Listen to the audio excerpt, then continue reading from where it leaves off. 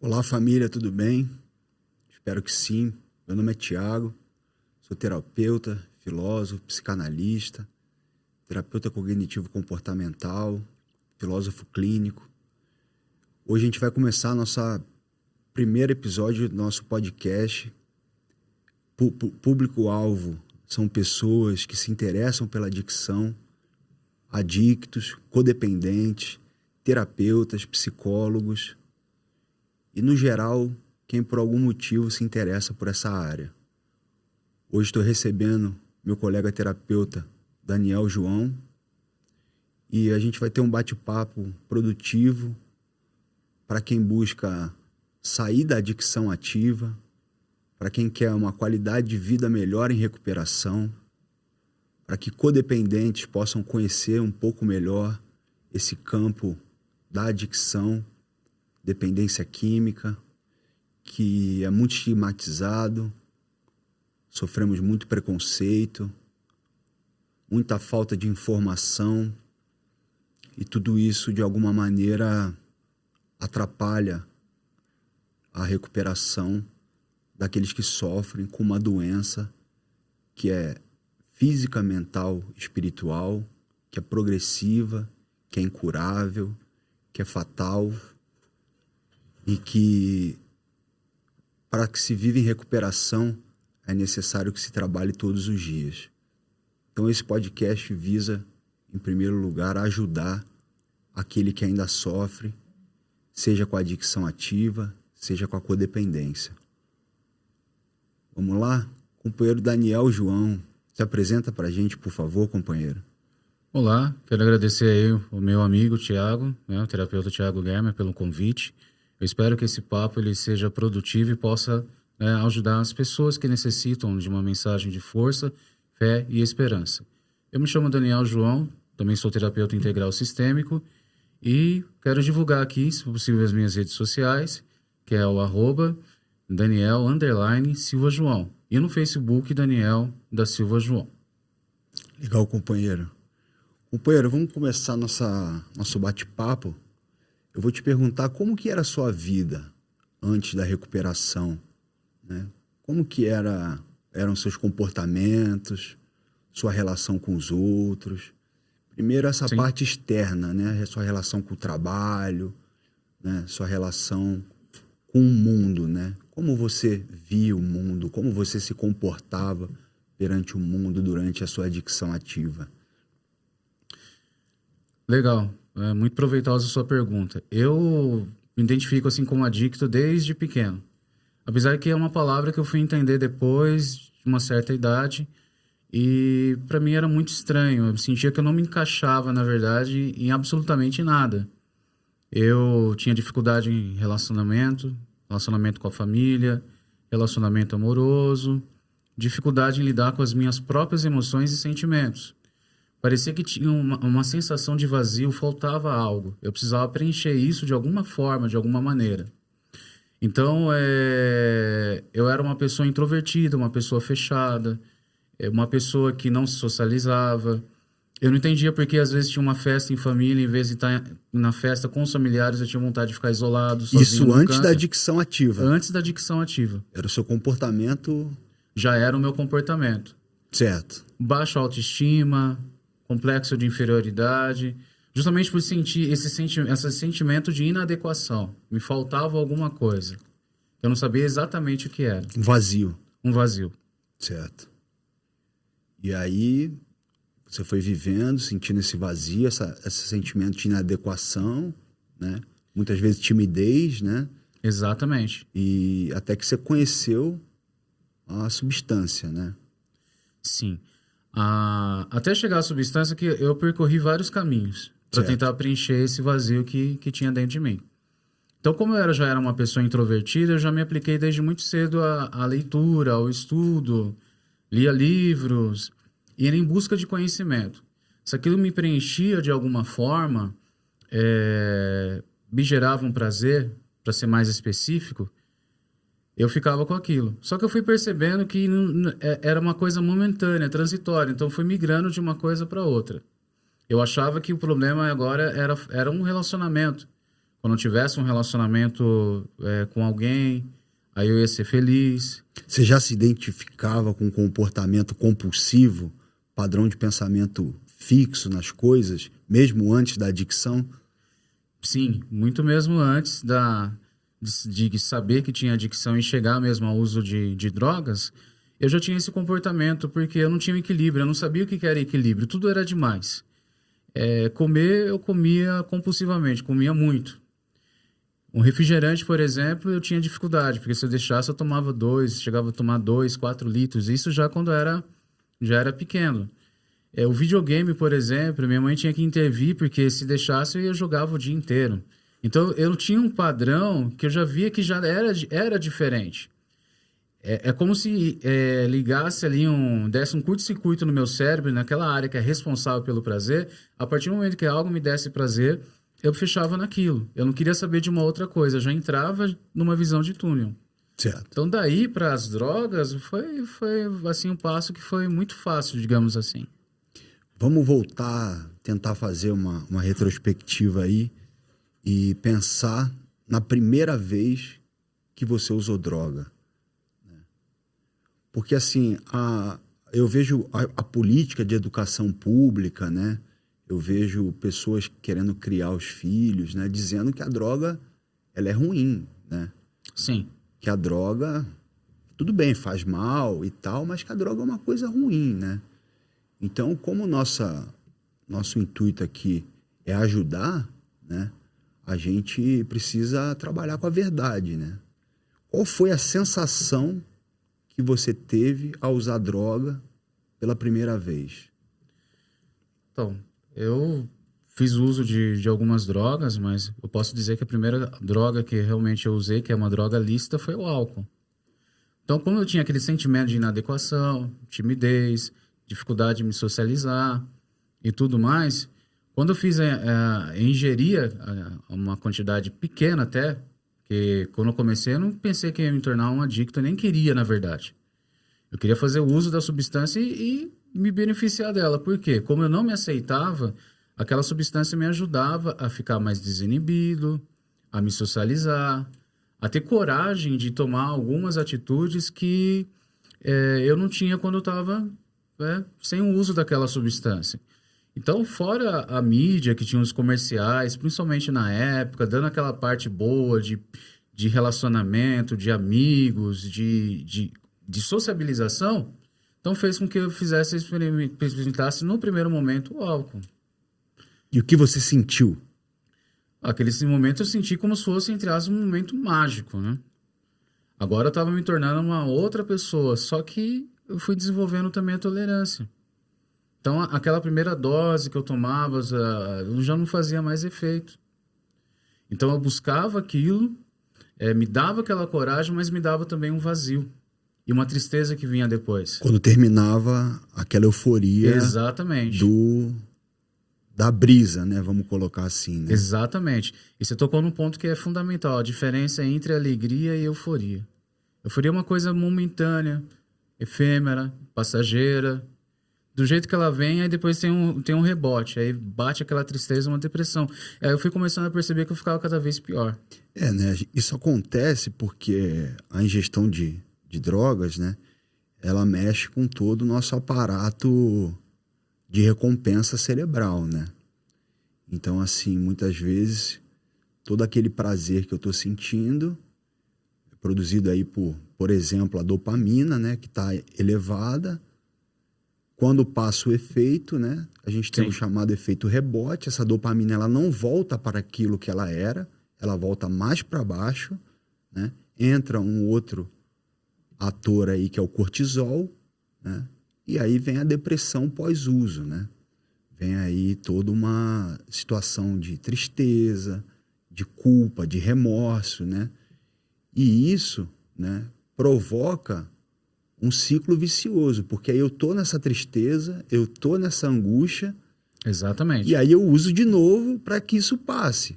Mas aí quando o efeito termina, volta pior. E aí eu uso novamente. E aí eu tô preso num ciclo vicioso, né? E como foi a progressão da sua doença, Daniel? Porque assim, fez o primeiro uso, né? Demais usos, qual foi a distância entre o primeiro uso, o segundo, o terceiro, até se tornar uma coisa mais habitual na sua vida? Então, eu acredito que o fator do status na época também foi uma coisa que contribuiu, porque era um status que estava, digamos assim, socialmente aceito, né? Mas por conta de ter esse círculo vicioso, esse rebote, eu já vi que aquela substância ela já não me satisfazia.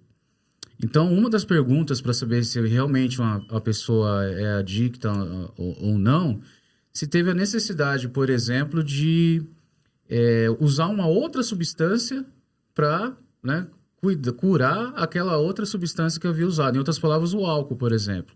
Quando eu vi que eu passei a ingerir cada vez doses maiores de álcool, me foi apresentada aí a droga cocaína, porque aí me dá o equilíbrio, entre aspas, para conseguir ficar sóbrio e continuar bebendo. Então, começou, como eu acredito que começou com a maioria das pessoas, ou pelo menos uma parte delas, que é a curiosidade.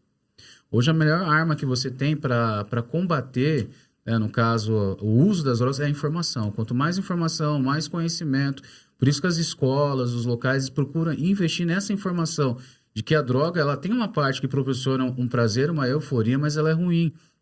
Ela traz consequências, né? Ao corpo, à mente, afeta a vida da pessoa. Então, aquela sensação que eu tinha de adrenalina, e aquela droga já não preenchia. Então, a outra ia me deixar mais alerta, me deixou mais ligado, me deixou com a percepção mais aguçada. Aí parece que no primeiro momento eu encontrei o equilíbrio.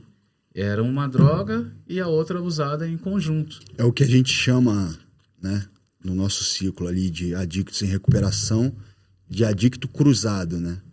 Ele usa uma droga estimulante, né, e uma droga depressora, né? Então Sim. Ele vai mexendo com o sistema nervoso central dessa maneira, né? Ele se estimula, aí quando ele percebe que ele está muito estimulado, ele lança a mão da depressora, aquilo abaixa um pouco a euforia que ele está sentindo, aí vai baixando, daqui a pouco ele usa de novo a estimulante, aí vai deprimindo, de novo a estimulante, né? E você pode ficar preso nesse ciclo, né? 1 dia, 2, 3, 10, né? Eu já vi pessoas, né, na profissão aí de terapeuta, né, que eu exerço há um tempo, né, Sim. a ficar 14 dias sem dormir nesse efeito de drogas cruzadas, né? Uma estimulando, outra deprimindo. Uma estimulando, outra deprimindo, né?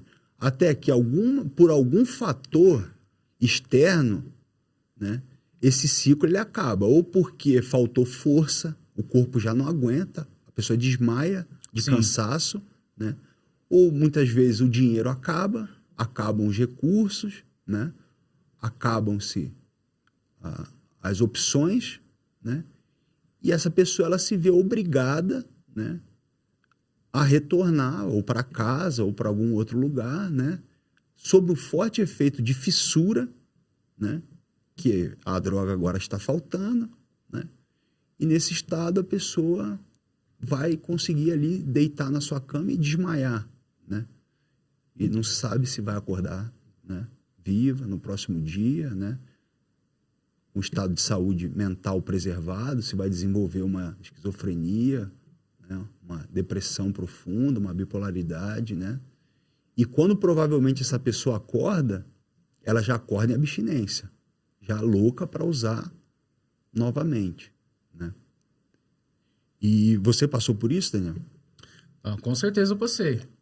Só que até eu perceber que veio a dependência e que de fato eu era um adicto, teve que comprometer setores da minha vida. Mas isso é uma questão que eu vou... A gente vai mais fundo, né? Vai mais a fundo. Mas como é que começou? Eu tinha uma falsa sensação de controle. A ilusão do controle, né? Exatamente. Ainda eu sou funcional, consigo trabalhar, pago as minhas contas, tenho responsabilidades... Então tá tudo certo. Eu ficava naquele movimento de tentar adequar a substância. Por exemplo, de cerveja, eu fui para uma mais forte, uma cachaça, um uísque, por exemplo, achando que fazendo a equalização de um tipo de bebida com mais um outro tipo de droga, teria tudo certo. Tentava condicionar esse uso somente aos finais de semana. Por exemplo, vou ter uma vida, né, de trabalho, como uma pessoa normal tem, e os finais de semana ali, a minha diversão era fazer o uso de substância. A diversão para mim não era mais associada, por exemplo, a um passeio no shopping, um churrasco com a família, um dia de domingo no parque. Eu queria ficar naquela... Aonde tinha lugares que tinham pessoas que faziam uso da substância e entravam nesse estado, era onde eu gostava de estar. É claro que isso foi progredindo, né, a ponto de chegar a uma fase que eu já não andava com ninguém, eu ficava sozinho. É aquela ideia, né? A droga, ela vai aos poucos, né? Aí depende do organismo de cada um, do mental e do espiritual de cada um, mas ela começa a permear todos os setores da vida, né? E quando a gente percebe, ela já tomou conta de tudo, né? A gente vive para usar droga e usa para viver, né? A gente simplesmente é controlado pela adicção ativa, né? Mas isso Sim. não vem da noite para o dia, na maioria dos casos, né? É um processo, né? Sim. E aí a falta de percepção de si mesmo, né? Essa que a gente acabou de falar, essa ilusão do controle, ela faz com que eu não me enxergue, né? E eu queria, já que a gente está entrando nesse assunto, falar sobre defeitos de caráter, né? Hoje eu vejo você um homem íntegro, de família, trabalhador, né? Um homem de palavra, honesto, né? Mas como que era o Daniel no uso? O que você fazia para manter o seu uso de substância? A primeira coisa que eu fazia que envolve a maioria das pessoas que são adictas é a mentira. A mentira ela fazia com que eu me protegia, digamos assim, daquela vida secreta que eu tinha. Afinal de contas, eu ia expor algo que era já rejeitado pela sociedade. O que você falou no começo é muito interessante, essa questão de estigmatizado, porque tem muito a ver com um tipo de substância também. Sim. Se a substância é legalizada, tem um status social, como, por exemplo, se eu fazia uso do álcool, beber socialmente, estava tranquilo. Mas no meu caso não tinha, eu já era diferente das pessoas. Eu não me encaixava dentro daquilo que poderia ser considerado normal, né? E voltando à pergunta, né, como você falou para mim, o que eu ia fazer, como que eu era na adicção ativa, na verdade, uma das primeiras coisas, eu sustentava a mentira, só que a mentira ela não sustenta. O meu comportamento não condizia, porque aonde que ia o meu dinheiro e eu não tinha dinheiro, por exemplo, para comprar as coisas que são básicas. Aí vinha a manipulação, eu precisava de um dinheiro para pagar uma conta, contava uma história triste.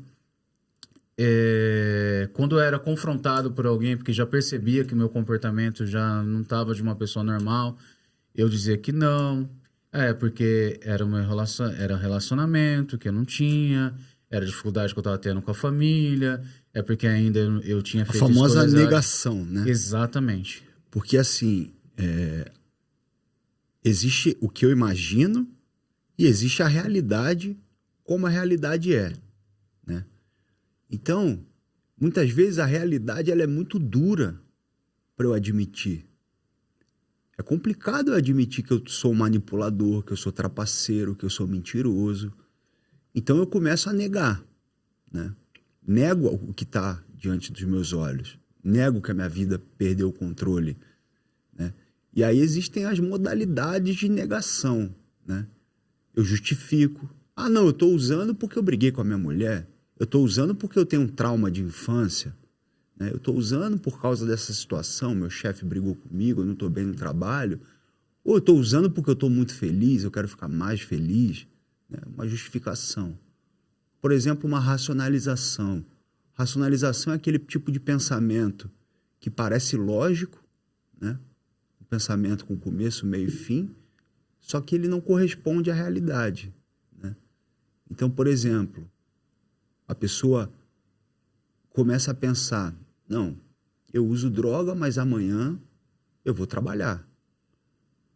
Eu uso droga, mas eu vou me afetar com relação a isso. Então, é um raciocínio que parece que tem começo, meio e fim, mas que, na verdade, ele é plausível, porém inverídico, né? Sim. Eu costumo dizer que esse raciocínio é como um quebra-cabeça do mal. Eu criava uma situação na minha mente para continuar sustentando o meu uso. Eu via a realidade de uma forma distorcida. Aliás, nem via a realidade, né? Muitas das vezes. Eu percebo, né? Como eu trabalho hoje em clínica de dependência química, né? Pessoas que a abstinência chega na pessoa, mas como é uma doença ardilosa, ela não chega à abstinência como uma vontade imediata de uso, né? Ela chega assim, não, você tem que sair da clínica porque você está com saudade do seu filho, saudade da sua mulher, né?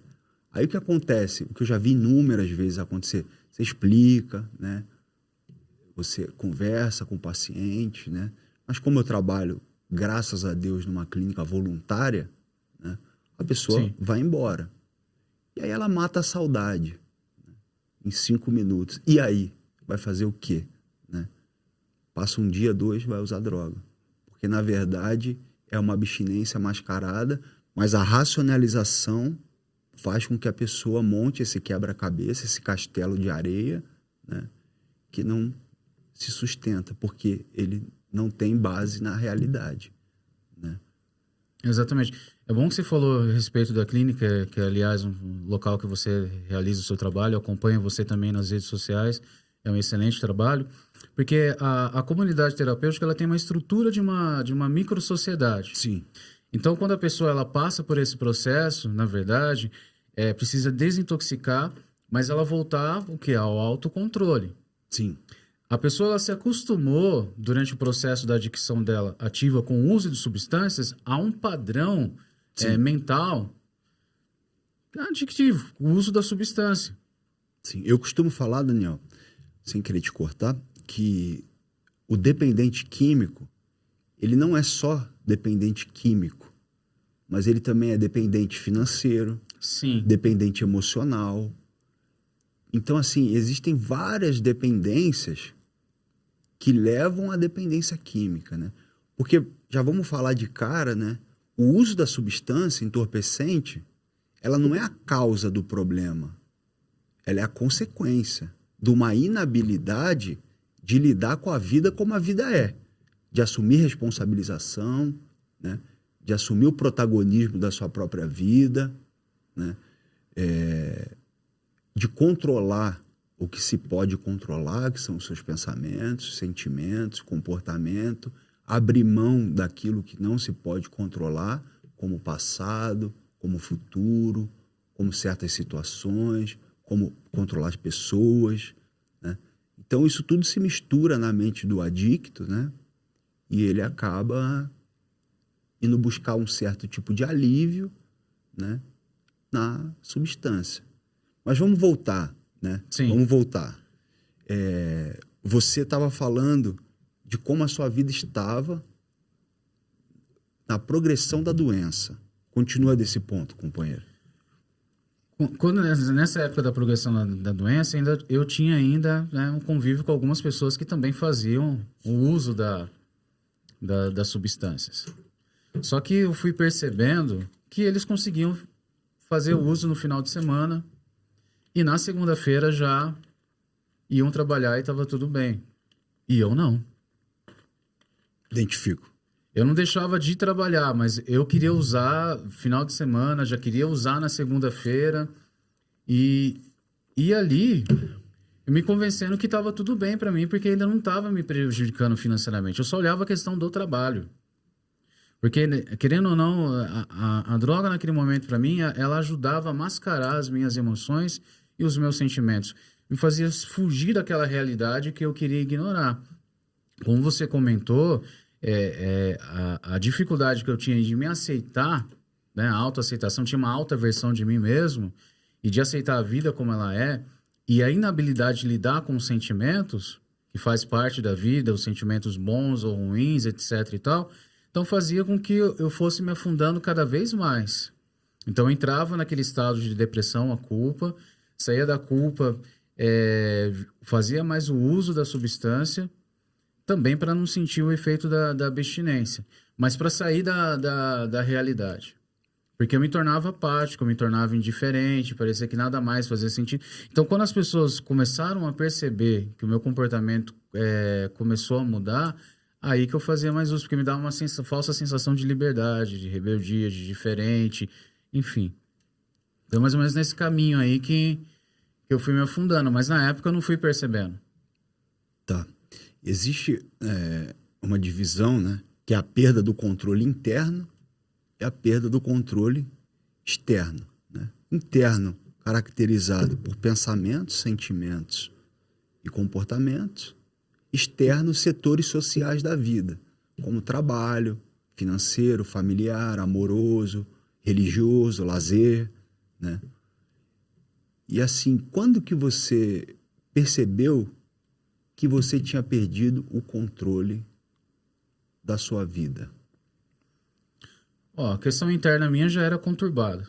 Como você falou, a questão a droga, eu falo que foi uma cereja do bolo praticamente. Tem outras questões, como eu coloquei, de personalidade, enfim. Mas assim, eu comecei a perceber de fato como eu tive prejuízo social. Geralmente é assim, né? Então, nessa busca de adequação, ou então de parar, eu já pensei algumas vezes em parar, mas ela foi evoluindo a um ponto que eu não pensava mais em parar. Eu buscava estratégias ali para continuar no uso. Mas como que eu fui percebendo, né, que foi perdendo esse controle, na verdade, externo? Quando a minha vida passou a ser totalmente centrada no uso de drogas. Então, eu trabalhava pensando o quanto que eu ia receber, o quanto que eu podia usar, do que eu podia usar se eu tinha que pagar, por exemplo, para minha roupa, ou então para um perfume, ou então produtos de higiene eu já achava caro. Então, às vezes, eu deixava de fazer, atender as necessidades básicas, né, digamos assim, para fazer totalmente o consumo da substância. Então, ali eu já comecei a perceber que já tinha algo que já não estava legal. Só que não tem como eu modificar o comportamento se eu não mudar o pensamento. Exatamente. Então, eu já tinha um impulso.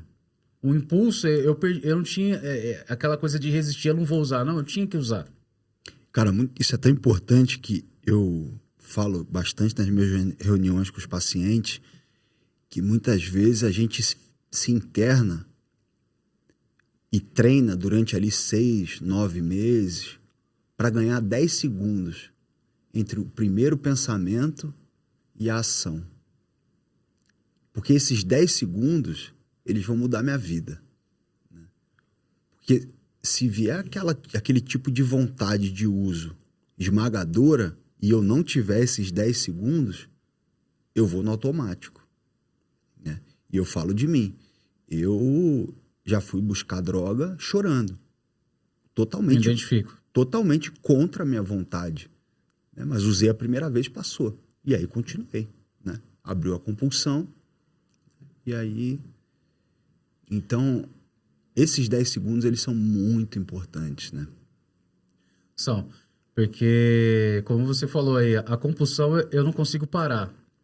Uma vez que eu comecei. A impulsão, ela é antes ainda. Sim. Tá?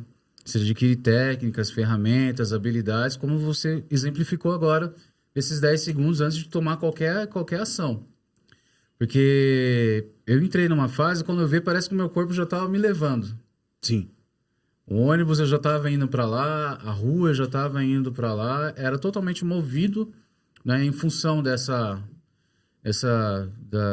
questão das drogas. Mas como você falou para mim da questão da perda de controle, o que eu mais senti mesmo foi a crise no meu casamento. Certo. Foi ali que eu percebi que tinha alguma coisa errada. Tinha alguma coisa errada e realmente não era controle. Porque assim, Dani, a gente vai negando, né? Negando, e cada um tem uma tolerância, eu chamo aí de tolerância à realidade, né?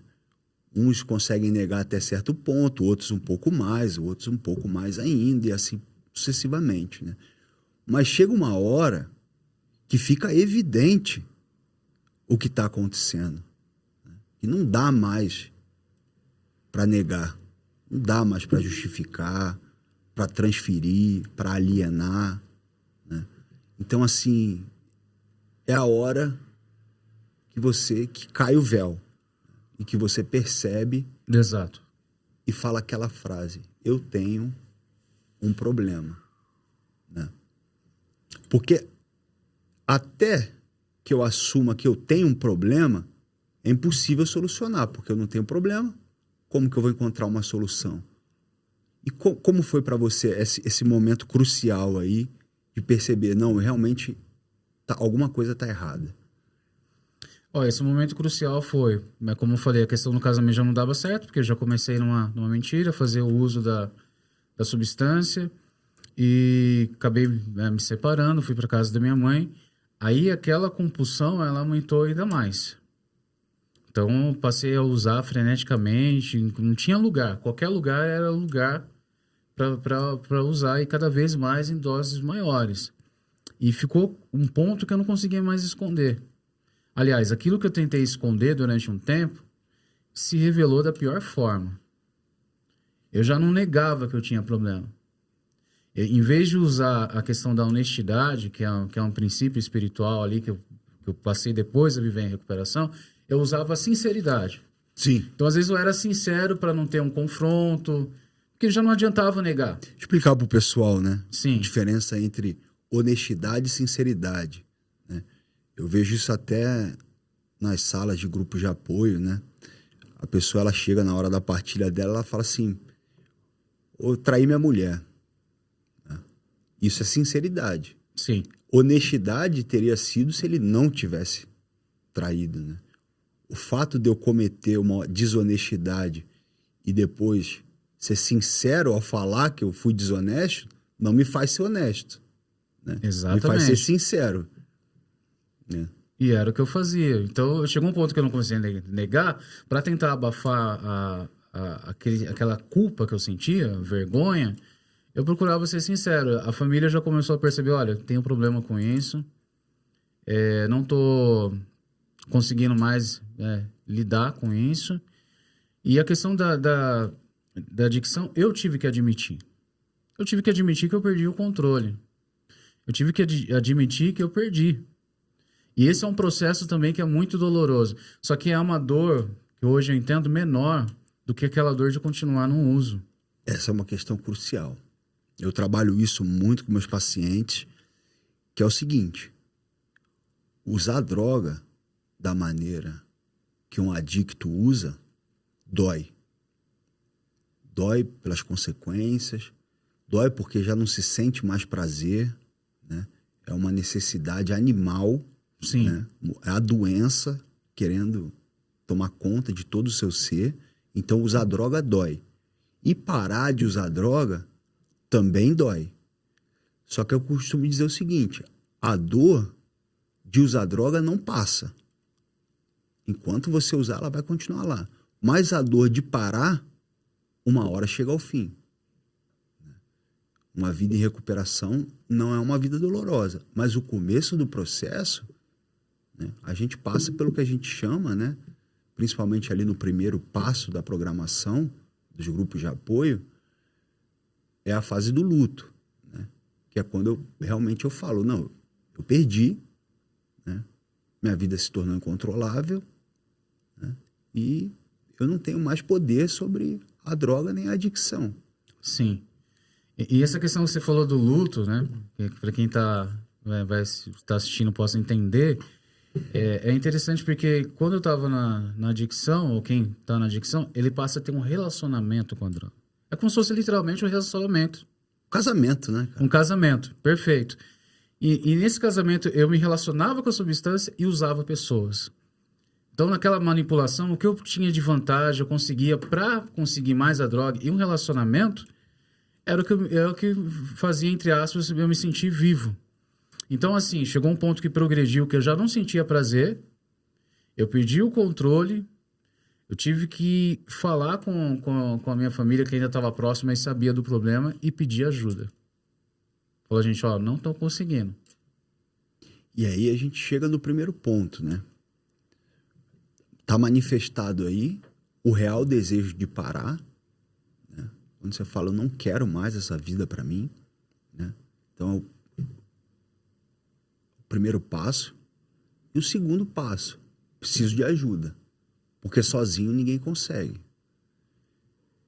Então, assim, você chegou num ponto, né, que a droga tomou conta de todos os aspectos da sua vida, destruiu o seu casamento. Sim. Né? E você pediu ajuda para as pessoas que você tinha, né?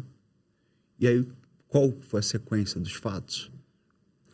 Então, nesse momento, quando eu pedi ajuda, a ajuda que eu queria, né, na época eu já entendo. Eu achava que eu ia para o médico, eu ia lá passar por uma medicação, uma desintoxicação, depois eu voltaria. A minha família entrou em contato com uma clínica, né? E ali eu fui internado. No dia que eu fui internado, eu estava muito louco. Eu achava que a minha tia ia vir e ia me levar para o hospital. Eu falei, não, seu caso aí é internação. A minha mente falou, nossa, minha família não está me aguentando a ponto de que eles estão querendo me internar. Então, naquele primeiro momento, eu não achei bom, por causa do processo de dor, exatamente. Eu estava sendo tirado daquele ambiente, né, de casa ali, ou mesmo do trabalho, para passar dentro de uma instituição ali, numa comunidade terapêutica, para aprender sobre recuperação.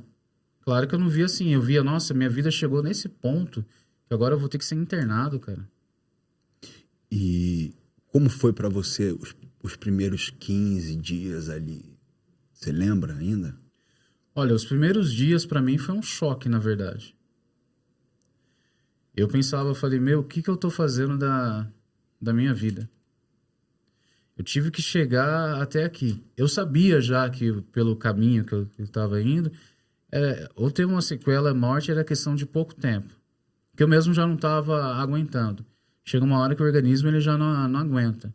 Mas é uma coisa tão autodestrutiva que mesmo não aguentando, eu ia lá e precisava. Então, a dor foi tão grande, no meu caso, e quando eu entrei lá, eu falei, eu vou passar por todo o processo ali dentro, mas eu não quero mais usar.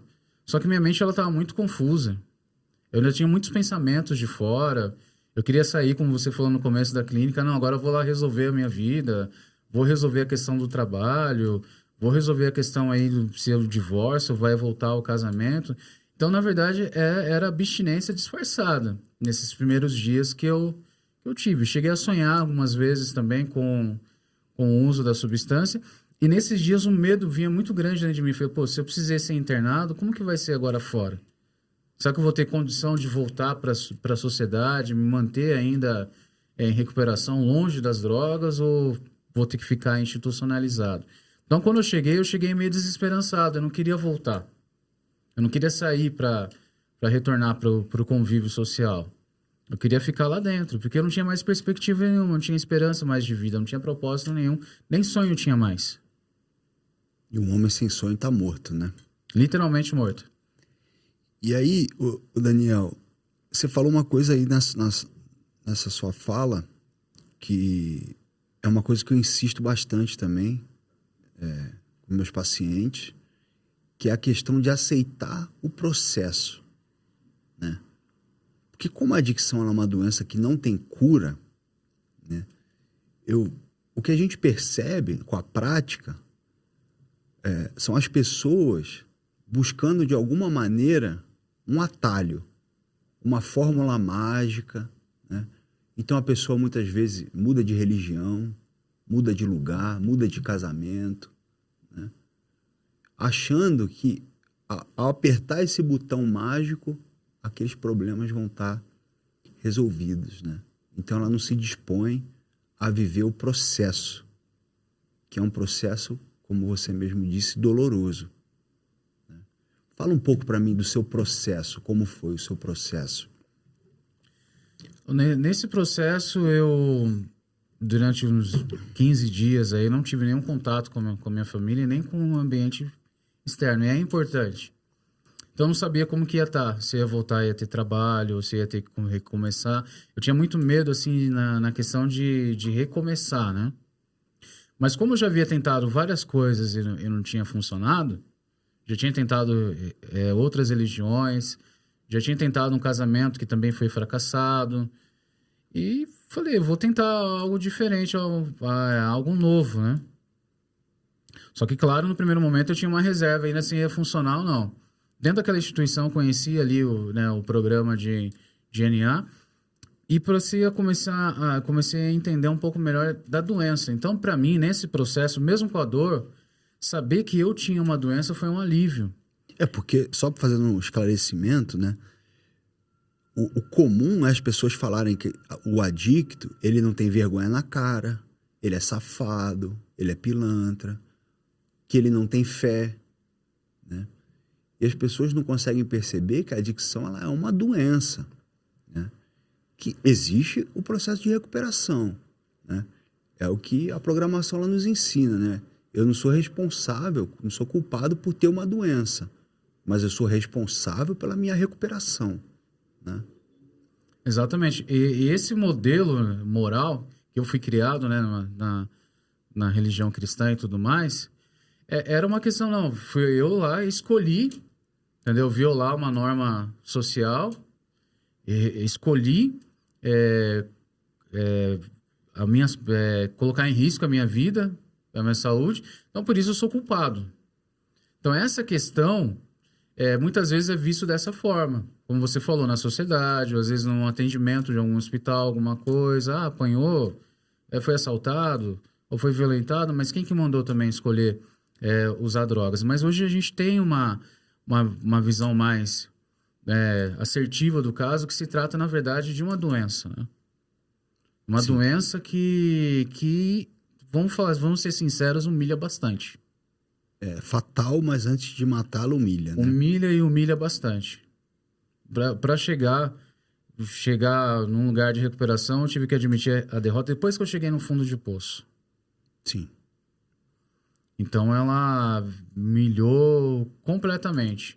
Então, nessa tentativa que eu falei para você, eu vou seguir tudo que me foi orientado aqui. Eu comecei a praticar esse pedido de ajuda com algumas questões que eu tinha dificuldade de lidar, conversando com o terapeuta, passando com atendimento também, com psicólogo, com psiquiatra, aproveitando as reuniões também, onde era me ensinado ali ferramentas que iam me ajudar. Então, eu me abri, na verdade, para a recuperação. E no meu caso foi fácil, porque eu já tive tanta perda, tanto prejuízo, que eu resolvi realmente me entregar para buscar, né, a minha recuperação. Então, de certa maneira, você aceitou e se rendeu à realidade, né? Sim. Só que às vezes, assim, eu entendo que o processo de aceitação, eu tive que me render, né?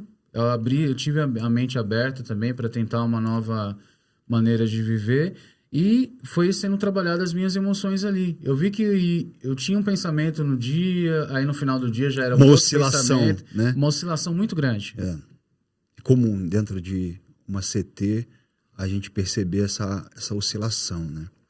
Aí eu fui vendo que já não era aquilo que eu pensava da minha família, que não aguentava. Era uma atitude de amor para me ajudar a ter a minha... Eu falo nem ter a minha vida de volta, porque o que eu tinha não era vida, né? Eu estava sobrevivendo, na verdade. Não estava vivendo. Então eu comecei a ter uma visão diferente e comecei a valorizar. Até então as coisas que eu não valorizava. Ou me valorizava, melhor dizendo, antes de valorizar qualquer coisa. Sim. Então foi progressivo a sua melhora. Foi progressivo. Eu posso dizer assim que teve uma mudança que eu percebi significativa assim depois de um mês. Certo. Na verdade. O pensamento ele parou de fixar no passado, porque geralmente, né, esse primeiro mês, primeiros 45 dias da interrupção do uso, é uma tendência muito grande, porque o cortisol está muito elevado, a dopamina está baixa, né? Então vem muita tristeza, muita culpa, muito remorso. Aí a obsessão, que é o padrão de pensamento fixo, sai da droga e vai para o passado, as coisas que eu fiz, as coisas que eu perdi, que eu deixei de fazer, na saudade. Então o pensamento começa a me engolir através dessas maneiras, né? E depois de 30 a 45 dias, há uma melhora nisso, né? Uma maior estabilização. Você passou por essas fases? Passei sim. É como eu falei, a perda que eu tive no setor amoroso, né, me fez essa parte. E a questão da minha família, me pensava muito na minha mãe. Eu falei, o sofrimento que ela estava tendo, às vezes o fato de se deslocar até a instituição para me visitar uma vez por mês. E normalmente quando se tem essa internação, às vezes é longe de casa, justamente, né, para ter esse processo de recuperação, né, interna ação. E eu pensava muito nela, no que eu estava fazendo.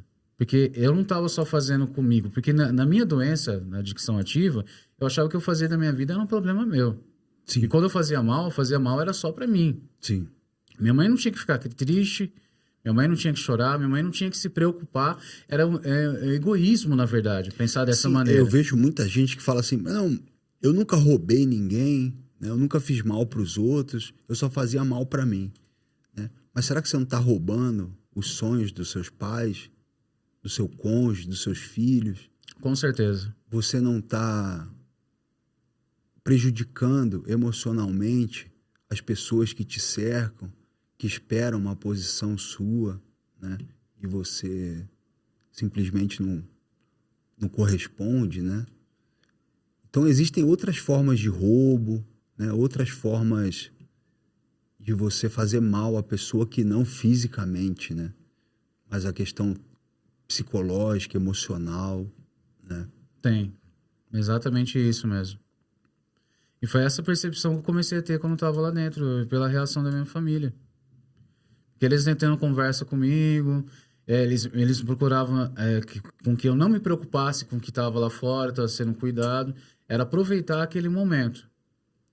Aí, aos poucos, eu falo para você, porque dentro desse mês eu comecei a meio que desligar Sim. do que estava lá fora, para aí eu começar a focar na minha recuperação. Pra aproveitar aquele tratamento ali que estava sendo oferecido, para buscar realmente viver de uma maneira diferente. Sim. Porque, como eu falei, eu, no auto-engano, falava assim, eu consigo controlar. Mas como é que eu consigo controlar se eu não conseguia parar? Então, Exatamente. Não tinha como. E como foi o desenrolar, assim? Você falou até os primeiros 45 dias aí. Como foi posteriormente, né? Posteriormente, eu tinha uma reserva com relação ao... Porque onde eu fiquei era trabalhar com os 12 passos de NA. Certo. Os 12 passos de NA, eles trabalham muito essa questão dos defeitos de caráter. Então, vai se substituir, por exemplo, a desonestidade, a mentira pela honestidade, enfim. E comecei a me interessar pela programação. Porque eu vi que esses princípios espirituais, eles me apresentavam uma nova maneira de viver e era justamente a ferramenta que eu ia utilizar para vencer a doença. Então, o que vai alimentar a minha doença é usar a primeira dose e manter também os velhos hábitos, os velhos pensamentos, enfim, continuar fazendo uso. Então, quando eu estava lá, eu tinha uma reserva ainda com relação ao programa, se ele realmente funcionava ou não. Até porque eu já tinha tentado tanta coisa e não funcionou. Então, como que ia funcionar? Só que eu entendi que para funcionar eu não preciso estar totalmente convencido no primeiro. Eu começo a agir como se funcionasse. Agir como ser, né? Exatamente. Eu dou o primeiro passo, eu abro a minha mente e começo a praticar. Aí eu fui me convencendo. Porque é uma ferramenta de autoconhecimento muito grande. Sim. Porque o adicto ele já tem dificuldade de nomear as emoções, os sentimentos, de se conhecer. Eu falo que o adicto ele é um analfabeto emocional. Exatamente. Porque ele conhece ali a euforia do uso e a depressão do pós-uso. Ele não sabe sentir alegria, tristeza, medo. Ele não sabe sentir raiva, né? Então são coisas estranhas, né? Tudo que foge à euforia e à depressão é estranho, né? Exato. E ali eu tive que aprender a seguir regras, que era uma coisa que eu já burlava. Eu amava burlar regras, violar regras. Fazia parte da minha vida, né, de adicção ativa, burlar, de alguma forma poderia burlar e enganar. Não, ali eu tive que aprender a ter uma convivência social, respeitando as normas. Então eu tive que aprender a me relacionar, aprender novamente a relacionar com pessoas. Porque, assim, a programação, o que ela fala? Que um adicto sozinho, ele é uma má companhia, né? Formação de quadrilha, É né? formação de quadrilha. Então, eu preciso do outro, eu preciso da ajuda do outro para estar em recuperação. Eu acredito muito o que a gente chama de terapia do espelho, né? Isso pode acontecer tanto na partilha, né? Das reuniões dos grupos de apoio, né? Sim.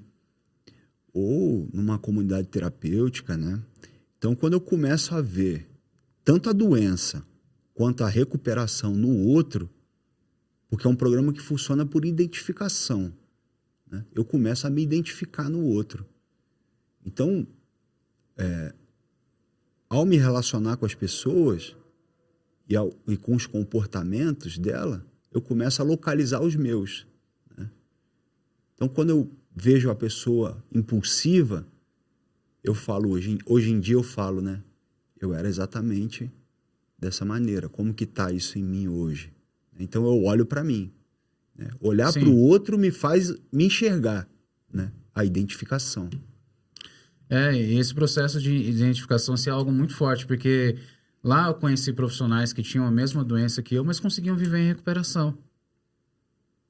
Que não precisavam mais da substância. Aliás, nem pensavam mais em drogas, né? Viviam de uma outra forma. Quando teve, para mim foi um ponto-chave ali, um painel de HI, né, que o programa de Narcóticos Anônimos, ele traz a mensagem da recuperação em instituições, só hospitais. Eu explicar para as pessoas, né? Sim. Painel de HI é quando os membros de Narcóticos Anônimos visitam hospitais ou instituições para levar a mensagem de recuperação, de NA, né? Sim. E eu vi lá pessoas 10 anos ou mais vivendo, né? E compartilhando com a gente. Aquilo me encheu de esperança, cara. Eu falei, não, se essa pessoa conseguiu, eu vou conseguir aqui fora, na sociedade também. Então, para mim, ali foi um ponto que virou a chave. Aí é que eu comecei a passar o quê? A estudar mais, querer conhecer mais sobre o programa, a andar com pessoas também que estavam ali realmente focadas no mesmo objetivo, de buscar a recuperação. Então, ali minha chave virou, naquele momento. Foi o que a gente chama de despertar espiritual? Exatamente. A programação, ela fala pra gente que chega um momento, né, que a gente tem uma clarividência, assim, né? Um momento de um despertar espiritual, né? Quando eu caio em consciência, né? E enxergo tudo aquilo que eu não estava enxergando, né? Sim, porque o que me fez chegar a buscar ajuda foi o desespero. Sim. A dor e o desespero. Então, a dor e o desespero começou a dar lugar, por quê? Para a esperança. Sim. A esperança da recuperação. Exatamente. E a esperança que é um princípio espiritual também, né? Então, a gente pode dizer que o crescimento ali em recuperação, nesses meses internados, muito foi provocado pela dor, né? Foi. Porque o uso fez com que eu interrompesse um processo de maturação, de maturidade. Certo. Desde o começo que eu comecei, quer dizer, desde quando eu comecei a usar, interrompeu esse processo. Então eu era a criança num corpo de adulto. O rei bebê, né? O rei bebê. Ninguém podia falar não para mim. As coisas tinham que ser do jeito que eu queria. Eu tinha a falsa pretensão de querer controlar as ações das pessoas, os pensamentos, de manipular. E ali tive que lidar com essa questão, porque recuperação ela fala sobre isso, fala sobre o amadurecimento, a lidar com as emoções, os dias bons, os dias ruins, né, de crescimento. Eu costumo falar muito para os pacientes que, às vezes, numa internação, ou quem está o processo de recuperação na rua, frequentando grupos, a espiritualidade, é assim, eu tenho que amadurecer, às vezes, 20 anos em 6 meses. Porque a doença, ela não vai me esperar, né? Ela não vai esperar, porque é assim, eu comecei a usar droga com 12 anos de idade. Então, minha idade mental parou ali, né? Daí para frente, eu só cresci fisicamente, né? Mentalmente, questões de responsabilidade, eu fiquei estacionado, né? Então, chegou um momento da minha vida que eu tive que amadurecer esses 20 anos em poucos meses. Era isso ou não mudar de vida, ou continuar sofrendo nas garras da adicção ativa, né? Sim. E essa questão que você falou de amadurecimento, eu comecei, no caso, comecei um pouco mais tarde, né? Comecei com uns 18, 19 anos. Mas eu não tomava nenhuma decisão. O fato de eu não tomar uma decisão já é uma decisão. Eu deixava que outras pessoas decidissem. A omissão é uma ação, né? Exatamente. Era o outro que decidisse o relacionamento, por exemplo, ia ou não ia. Era o outro que ia decidir se eu continuava no emprego ou não. Eu não fazia nenhum movimento para buscar isso. A gente chama isso de alienação, né? Exatamente. Que é colocar no outro, né, aquilo que era para estar em mim, né? Então, na verdade, eu queria que alguém cuidasse de mim e sentia como obrigação que as pessoas tinham que cuidar, na verdade. Sim. E ali, naquele tratamento que foi para mim um choque, na verdade, eu sou responsável pelas minhas... Autorresponsabilização. Né? Exatamente. É um dos primeiros benefícios que a gente começa a... Não existe recuperação sem autorresponsabilização. Não tem. E você perceber que você é o protagonista da sua própria vida, né? Sem transferir para nenhuma pessoa, nenhuma situação, as suas responsabilidades. Eu tenho que ter responsabilidade de me cuidar, tenho que ter responsabilidade de cumprir com os meus deveres. E antes não, eu ficava, a minha vida era egocêntrica, era eu no centro de tudo. O famoso egocentrismo. Exatamente, né? O outro tem que me entender, o outro tem que me apoiar, o outro tem que me ajudar se eu passo alguma dificuldade. Então tudo eram os outros e eu ficava ali omisso. Então a autorresponsabilidade é uma coisa assim muito bacana dentro da recuperação. Legal, Dani. Falamos um pouco aí sobre a adicção ativa, sobre o seu despertar espiritual, seu envolvimento aí com o NA, né? As ferramentas que você adquiriu, né? E hoje, em recuperação, como está a sua vida? Olha, vou dizer para você que hoje a minha vida, eu tenho o prazer de viver. Coisa que você nunca tinha sentido antes. Coisa que eu nunca tinha sentido. Mesmo antes da adicção ativa? Mesmo antes da adicção. Eu não tinha prazer nenhum pela vida. Já tinha pensado em suicídio, já havia tentado também. Isso antes de fazer uso de qualquer substância. Mas hoje não. Hoje eu tenho prazer pela vida. Quando a pessoa ela chega no fundo de poço lá, naquele lugar que ela pede ajuda, como eu te falei, então eu passei a apreciar as coisas mais simples. Não era difícil ser grato por ter um lugar para dormir, uma cama quente, cuidado. Então, nessa fase que eu comecei a entrar em recuperação, eu falei aqui da questão do NA, mas a religião, a fé é um ponto que me ajudou muito, né? Porque NA, ele trabalha com princípios espirituais, não é religioso. Então, não ia em conflito com a religião e a fé que eu professo. E me deu também uma outra perspectiva, porque eu já não entrava mais naquele conflito. Porque uma coisa é saber o que eu tenho que fazer, e a outra coisa é viver... É fazer. Exatamente. Uma coisa é saber o que eu tenho que fazer, e a outra coisa é fazer. É a prática, né? Então, eu não tinha paz nem com o meu poder superior, que é a forma como eu acredito, e nem comigo mesmo. Então, já era um estado de tormento. E hoje, não. Hoje eu consigo. Para mim, eu falo que eu estou aprendendo a viver. Tudo é novo. As sensações, o lidar com algum sentimento, com alguma frustração. Tudo isso são coisas que eu estou assim, aprendendo no dia a dia. Apreciando as conquistas. Para quem já esteve no fundo de poço e perdeu tudo, né? Tudo que vai voltando, né? Tem um novo valor, né? Tem. Então a gente acaba apreciando muito mais, né? Cada pequena conquista, né? Uma delas que eu falei que é a dificuldade de socializar, eu cheguei num ponto, eu preciso falar isso para as pessoas também que estão assistindo entender a diferença. Quando eu estava já na fase do isolamento, naquela visão de túnel, tinha festa em casa, tinha os meus sobrinhos, que eu amo os meus sobrinhos, eu estava no quarto escuro. Eu não socializava.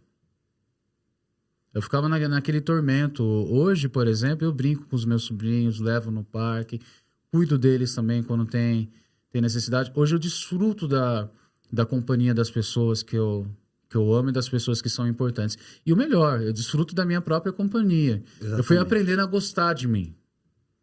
Eu fui aprendendo a gostar de mim pelo que eu sou, a olhar algumas coisas que eu tenho que são boas, há outras que eu não tenho, que são tão boas, que precisam ser trabalhadas, e aprendi a não ser tão exigente comigo.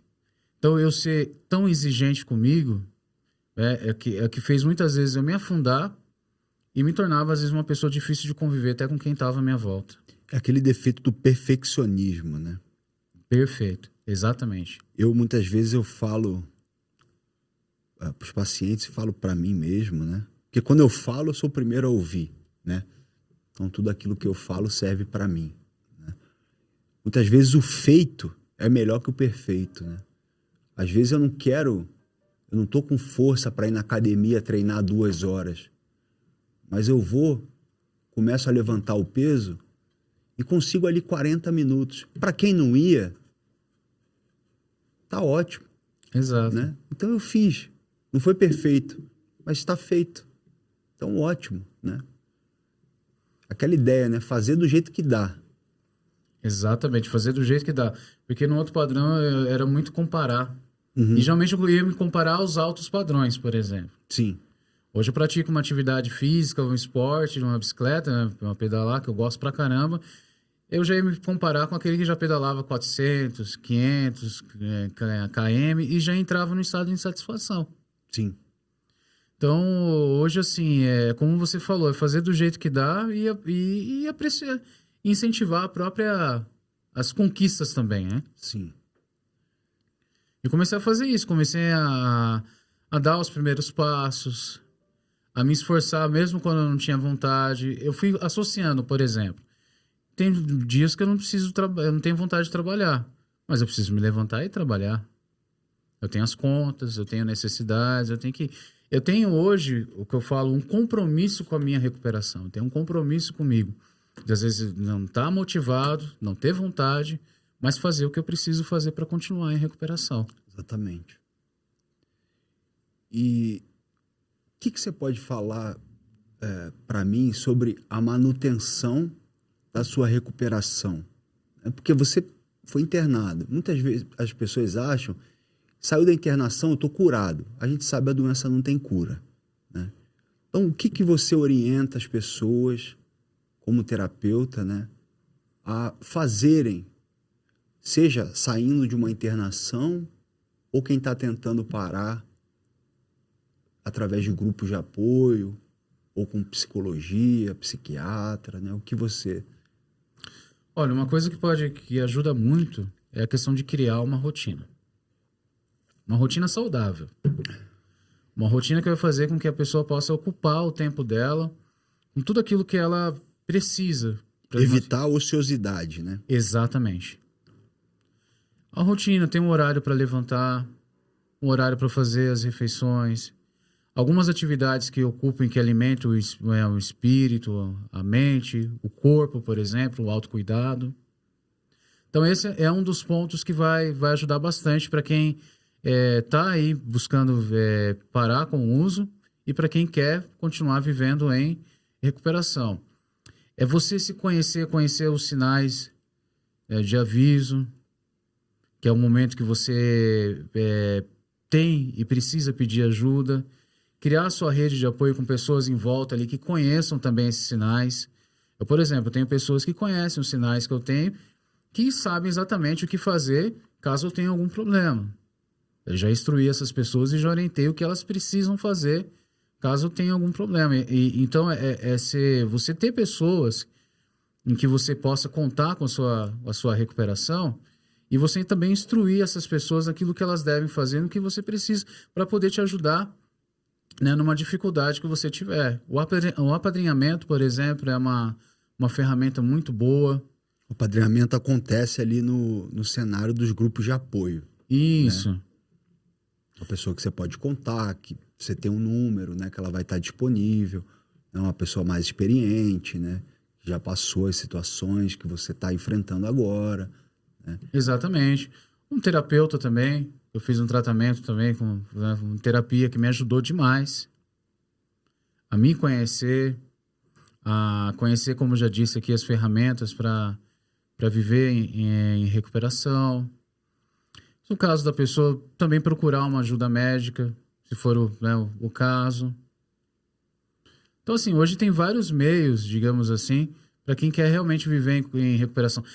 Esse próprio podcast também, que realiza esse trabalho de levar a mensagem, de trazer informação, de trazer conhecimento, que existe uma vida além, né, das drogas. Existe uma maneira melhor de viver. Legal.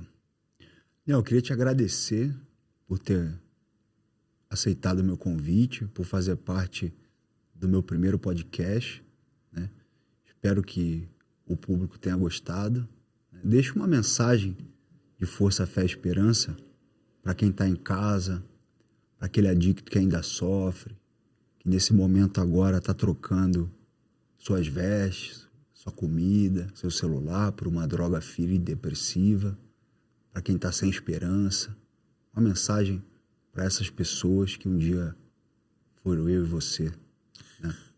Olha, eu quero deixar uma mensagem que me tocou assim, que é aquela: eu não preciso usar mais. Não precisa mais viver da forma como você tem vivido. Ainda existe uma escolha. Então, quando você toma uma escolha de querer mudar de vida, de sair desse ciclo de dor, de isolamento, de falta de controle, existe uma nova forma de viver. Então, assim, a vida ela é bela, tem muita coisa boa para a gente viver pela frente, e tudo começa dando o primeiro passo. É você que precisa querer e tomar uma atitude que com certeza pode mudar completamente a sua vida. Eu quero agradecer também, parabenizar por esse podcast, pelo trabalho que você vem realizado. Com certeza tem sido uma ferramenta na recuperação de muitas pessoas também. E ver outras pessoas em recuperação, vivendo de uma nova forma, tenho certeza é algo que te motiva, que motiva a gente também. Porque é a mensagem de esperança dizendo que tem jeito sim, tem como viver de uma forma completamente diferente. Assim, chega um ponto que a família está tão machucada que às vezes a família até perde a esperança. Mas se essa pessoa tomar uma atitude, às vezes ela pode se surpreender com aquilo que ela pode viver em recuperação. Certo, Daniel. Queria deixar um forte abraço para a família. Forte abraço para você, Daniel. Força para quem está precisando de força. E a vida, ela continua. Depende das nossas escolhas. Não tenha vergonha, peça ajuda. Dê o primeiro passo. Busque ajuda. Busque tratamento, busque recuperação. Busque grupos de apoio. Ouça a voz da sua consciência. Fique limpo, só por hoje. Obrigado, família. Forte abraço.